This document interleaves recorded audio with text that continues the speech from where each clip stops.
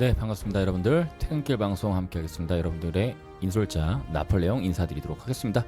입장하신 분들은 가볍게 입장 완료라고 남겨주시기 바라겠습니다. 곧 이어서 여러분들과 함께 만나볼 명품주 종목 같이 공개해보고 같이 알아보는 시간 가져볼게요. 입장하신 분들은 입장 완료라고 남겨주세요. 시작합니다.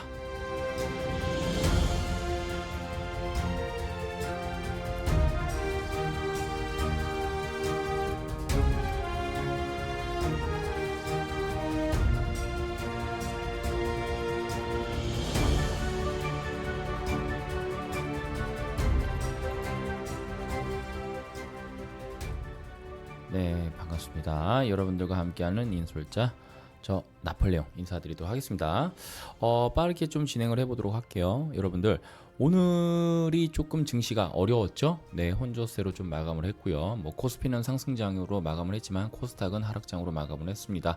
뭐 이러면서 외인과 기관이 좀 상승 수급으로 받쳐주는가 했지만 여전히 좀 부족한 면이 있었습니다. 그러면서 결국은 혼조세로 마감을 했죠.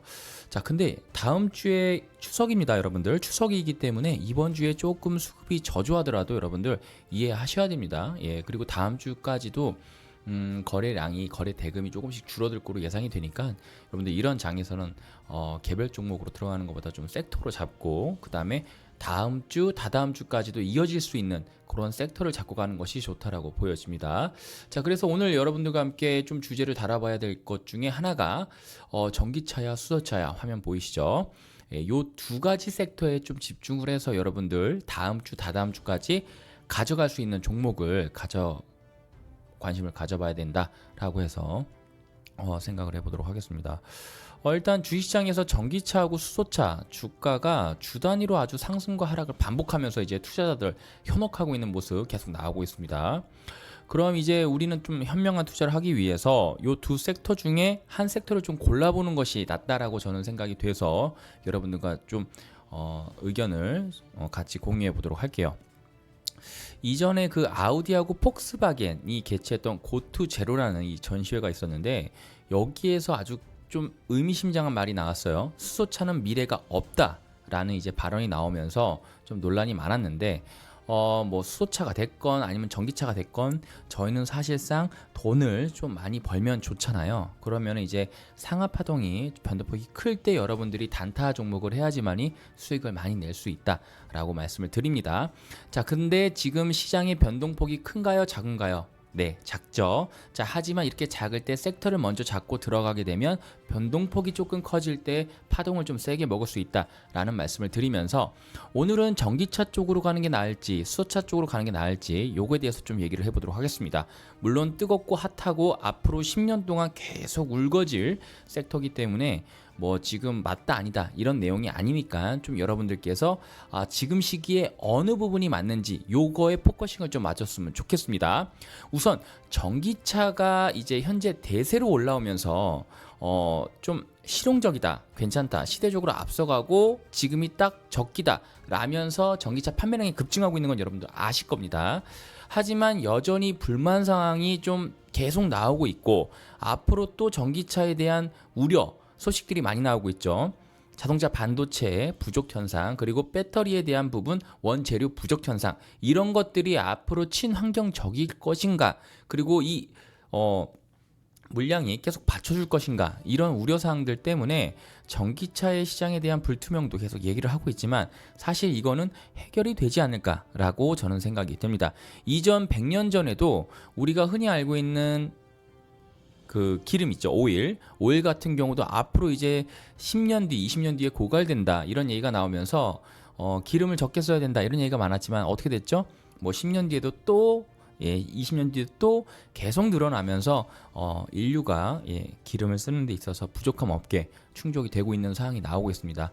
뭐 물론 마찬가지로 전기차에 들어가는 여러 원재료 같은 경우도 소진이 뭐 향후 몇 년, 몇십 년 뒤에 없어질 수도 있다라는 우려가 있지만 그거에 또 대체할 수 있는 대체제가 나올 거라 생각이 됩니다. 자, 그렇기 때문에 지금 현재 우리가 전기차하고 수소차의 현황을 알아야 되는데 그러기에 앞서서 첫 번째, 전기차. 여러분들 이거 치명적인 단점이 있죠. 뭐죠? 맞아요. 충전 시간이 길고 주행거리가 짧다라는 이 치명적인 단점이 있습니다.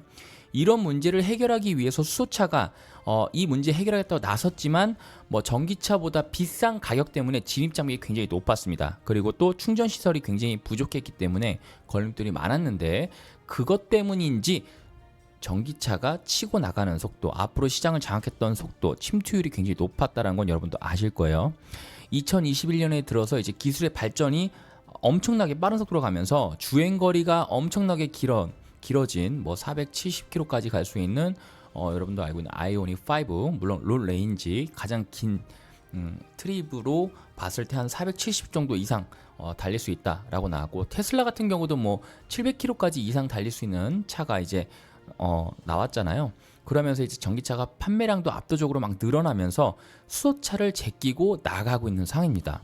자, 그러면 왜 고투제로라는 전시회에서 아우디하고 폭스바겐이 개최한 이 고투제로라는 데서 수소차는 미래차가 아니다 라는 반응이 왜 나왔는지를 생각해 보셔야 되는데, 간단합니다. 어렵지 않아요. 자, 여러분들 화면으로 만나보시면 여기에 여러분들께서 느껴볼 수 있는, 체감할 수 있는 이 자료를 제가 가지고 왔습니다. 자, 화면상에 보면 현대 투싼, 우리가 알고 있는 가솔린 차에서도 가장 많이 팔린 차 중에 하나입니다. 이 차 중에서 우리가 지켜봐야 될 게 연비가 9.8km가 나옵니다. 자, 근데 전기차 모델 테슬라 모델 Y라는 요 차, 전기차인데요. 연비로 계산했을 때, 전기를 연비로 환산했을 때 무려 53.1km를 간다라는 이 환산 가격이 나옵니다. 엄청난 수치죠. 자, 그런데 여기에 또 하나가 있죠. 현대 넥소, 수소차를 대표하는 차인데 환산했을 때 24.2km밖에 달리지 못한다. 물론 가솔린보다는 엄청 높은 수치긴 하지만 이것 또한 전기차하고 비교해 봤을 때는 거의 2배가량의 차이가 나는 걸 볼 수 있습니다. 자, 근데 압도적으로 전기차가 더 우세하다라는 거 볼 수 있겠지만 아무래도 충전하는 시간, 그쵸? 그리고 주행거리가 뭐 비교적 짧다, 그런 불안감 때문에 이제 판매율이 저조한 모습이 나오지만, 제가 봤을 때는 생활 반경으로 봤을 때 이거는 분명히 해소가 되고 앞으로 이런 불편함은 해소가 될 거라고 전 생각이 됩니다. 자, 그런데 한국에서는 아무래도 지금 수소차를 밀어주다 보니까 수소에 관련돼 있는 섹터들이 엄청난 상승세를 보이면서 전기차랑 마치 뭐 주거니 받거니 하면서 이제 가는 파동이 나오고 있습니다.